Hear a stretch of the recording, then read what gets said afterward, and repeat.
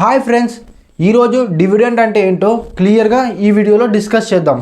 First dividend అంటే ఏంటి?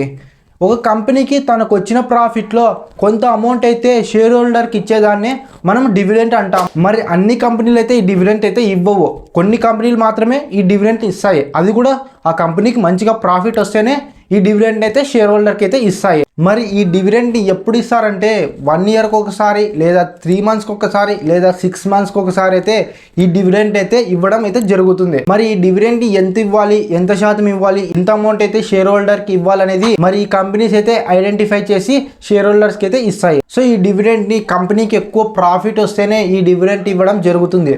So ఒకవేళ కంపెనీకి లాస్ వచ్చినా లేదా అంతగా ప్రాఫిట్ రాకపోయినా కూడా ఈ డివిడెండ్ ఇవ్వడం అయితే ఆపేయడం జరుగుతుంది. చాలా మంది ఇన్వెస్టర్స్ అయితే ఏ దాంట్లో ఎక్కువ డివిడెండ్ ఇస్తుందో వాటిలోనే ఇన్వెస్ట్ చేస్తారు. ఎందుకంటే వాటి నుంచి మనకి ఎక్కువ ప్రాఫిట్ వస్తుంది కాబట్టి ఈ ఇన్వెస్టర్స్ అయితే ఈ డివిడెండ్ ఇచ్చే దాంట్లో ఇన్వెస్ట్ చేస్తారు. ఇవి ఎలా ఇన్వెస్ట్ చేస్తారంటే షేర్స్ ఎప్పుడైతే తగ్గిపోతాయో అప్పుడు ఆ షేర్స్లో ఇన్వెస్ట్ చేస్తారు. ఇవి ఎప్పుడు పీక్లోనే ఉంటాయి షేర్స్.